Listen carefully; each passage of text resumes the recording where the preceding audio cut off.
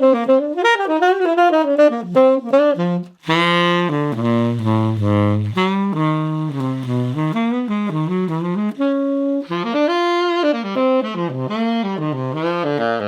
not in love with the sound, but I like the sound. It's kind of cool.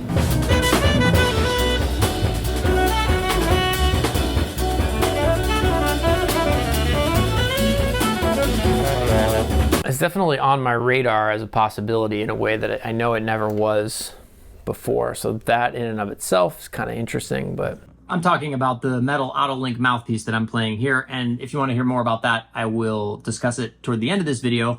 But I wanted to share something I was practicing today with you, and that is an etude from one of my favorite books. I'm not a big music book practicer, but there are a few that have been and continue to be important to me over the years. And this is one of them that I've been using a long time. In fact, you're going to see me making pencil notes in the piece that I'm working on in this video. And I've been making notes in that book, that exact copy, for a long time, like since the 90s, the 1990s, last century. If you'd like a copy of the version I'm actually working on the video with my pencil scribbled in notes, a lot of which pertain to which fingerings or alternate fingerings I'm using within the etude, I will link to that, to a PDF version of that below this video. So there's a link to a PDF of the exact copy of the etude with my pencil markings below this video. I think a lot of the value that I have gotten and continue to get from doing work this way comes from not just the material, but how I approach it, how I practice it, what I'm looking for, what I'm focusing on, what I'm doing, and what I'm not doing. And I'm going to share those things with you here, and some relate to articulation or breathing, fingering choices, etc. That's the gist of it, and I hope it'll help you consider or reconsider the way that you're approaching maybe similar work that you do, regardless of instrument, although this is specifically going to be geared towards saxophone. And yeah, just hope it'll be helpful. Also, if you happen to be in Los Angeles this month, June 13th, 2024, my group will be at the Baked Potato on June 13th. 2024, June 13th, Bob Reynolds Group, Baked Potato. All right, let's jump in.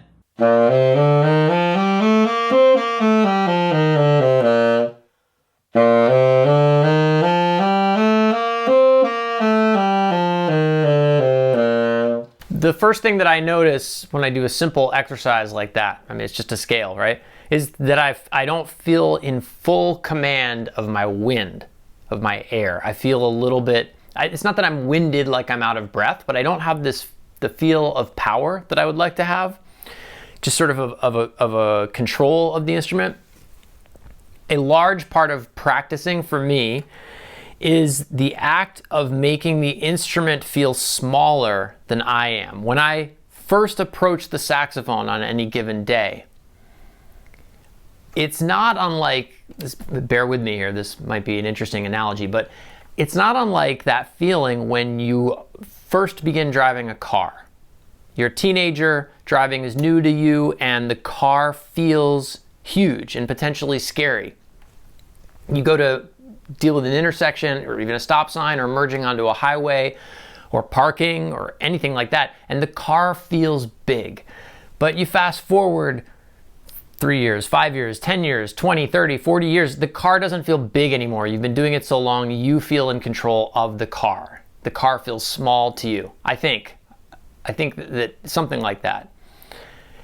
This is a daily thing with the instrument. Every time I pick up the instrument, it doesn't matter if I played it last night at 11 p.m. or later.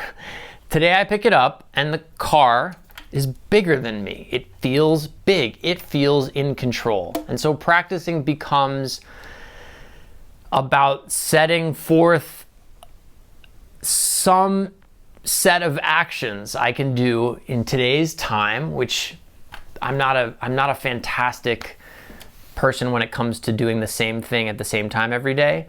But okay, today, here I am, it's late morning. Is it realistic that I'm going to practice all day? Probably not. Can I do more than 15 or 20 minutes? Absolutely.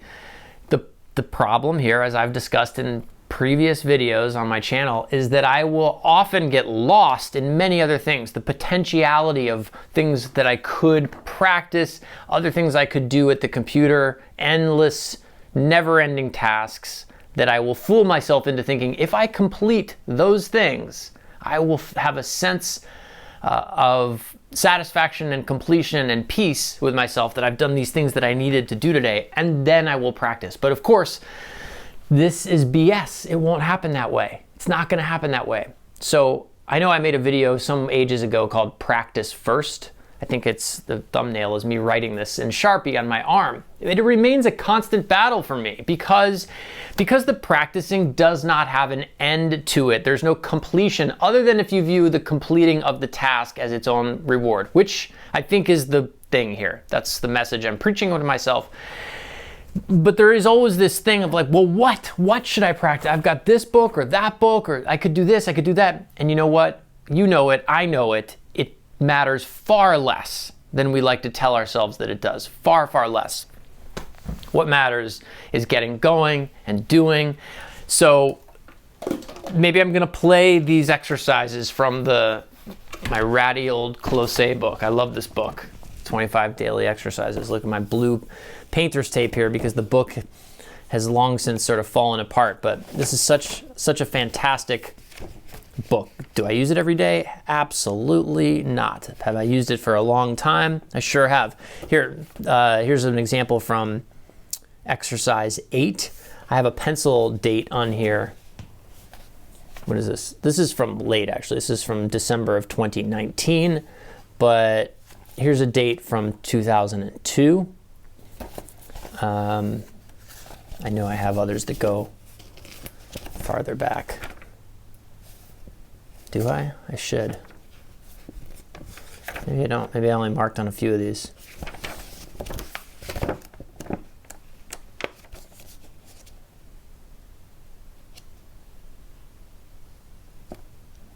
I feel like I have some. Well, anyway, you get the point. I've come back to it.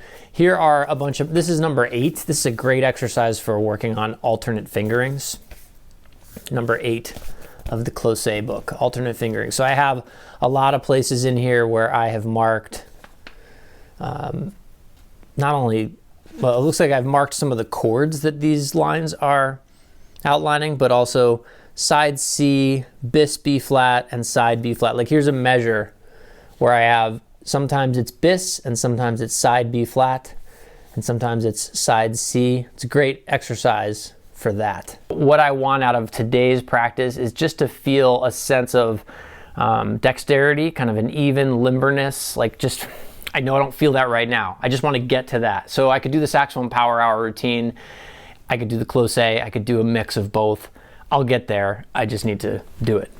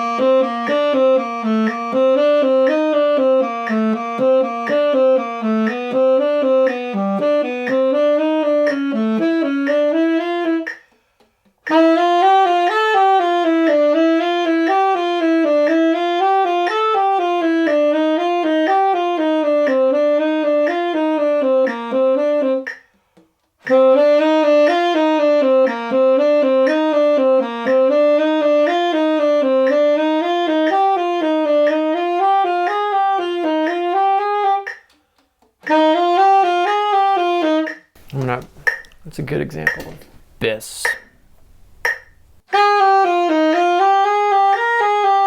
I'll do side. B flat. This. So I have most of these marked now, not all of them, as to whether I want to use side or bis B flat, but you can see I have a lot of them in there. And it's just a great exercise. It's a great thing to think about because, I mean, this is an important thing to have under your control. And it's a question that comes up quite often. Hey, Bob, do you use bis or side B flat? Or, you know, I have another video about other types of B flat fingerings I use quite a bit. This one is super specific to saxophonists. So alternate fingerings on the saxophone. There are a few choices. I got a great question from Richard about this. Hi, Bob. Bis and B flat and side you want to have under control, and side C as well. This is a fantastic exercise for that. You'll notice as I play through this, I keep my fingers moving while I take breaths. I've addressed this in other videos, but the core thing is just the idea of keeping your place in music, that the measures are still moving whether or not you're taking a breath. You keep moving, keep the fingers moving. So whether I'm playing air into it or not, I'm not pausing the momentum of the music to take those breaths.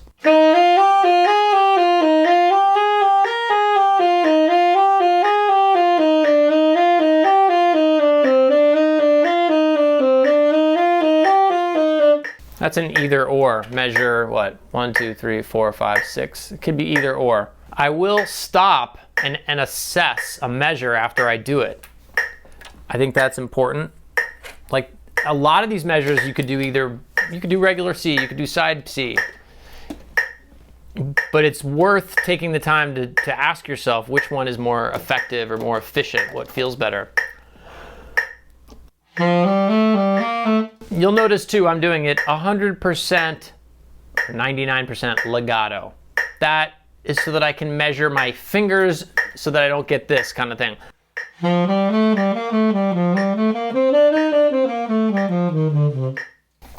I can't measure, you know, the accuracy there the same way. So legato, legato, legato.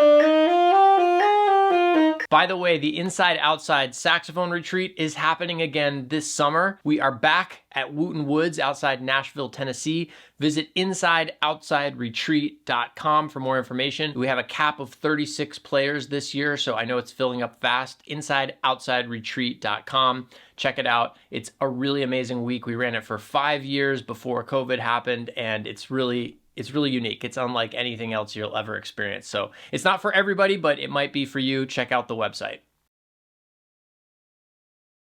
I know I said in a recent video that this mouthpiece, this Autolink Super Tone Master 9-star New York model, which means it has a larger chamber from what I understand, I said this is not the mouthpiece.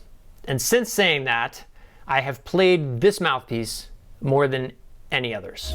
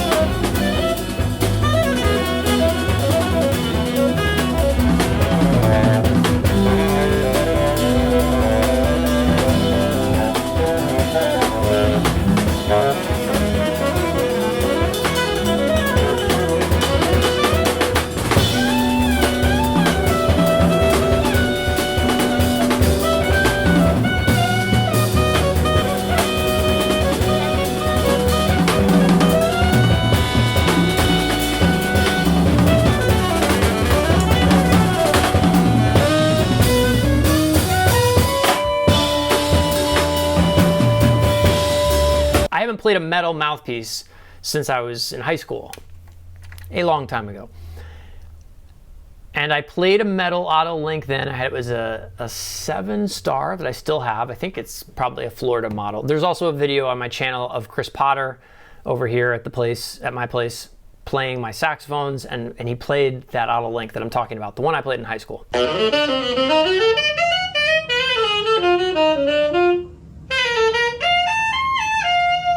This is the link when Chris was playing the horns. This is my old auto link. This is the first auto link that I ever bought, and I bought it because I took...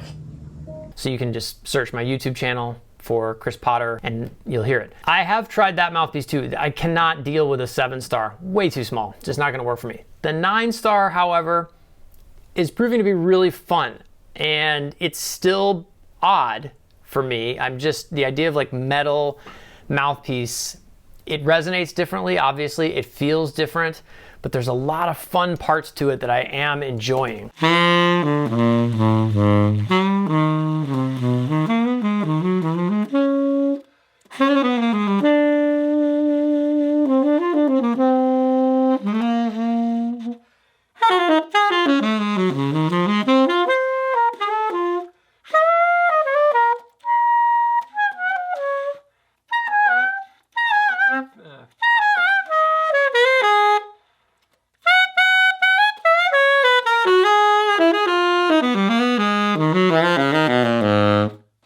It gets a little bright for me up top, so that's something I'm working on. You know, it's always trade-offs, but when you're trying to play consistently with a 3.5 to sometimes 4 octave range as a normal part of your playing, you're gonna have some trade-offs to deal with as far as like resistance with reeds and tip openings and stuff like that. There's just going to be some trade-offs. My go-to trade-off always has been favoring a setup that is more difficult for me to play in the low part of the horn, but that gives me the resistance I need in the very highest part. So for this, I won't squeal on it right now for your sake, but one thing I've noticed with this metal 9-star as compared to like the hard rubber 9 that I've long been used to with the 3.5 D'Addario Royals, up there it's not a problem for me to get like super high altissimo. I'm talking like an octave above high E flat, E and F up there. Here with this setup, I run into a little bit of problems on those top 3 notes. I can sort of deal with it by making adjustments, but that's something that I notice. But one of the trade-offs is there's this beautiful lushness in the bottom end that I'm really having fun with.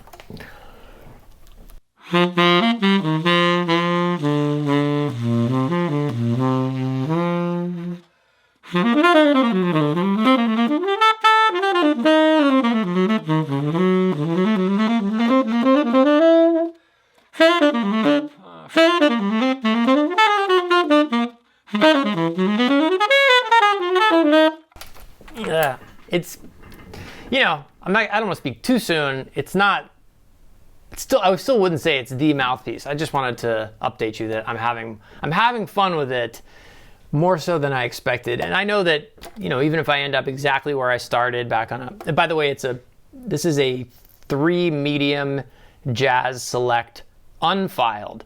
I found that the filed reed on the metal mouthpiece maybe wasn't as nice of a combination as the unfiled, whereas on the hard rubber mouthpiece, I have always used a 3.5 D'Addario filed.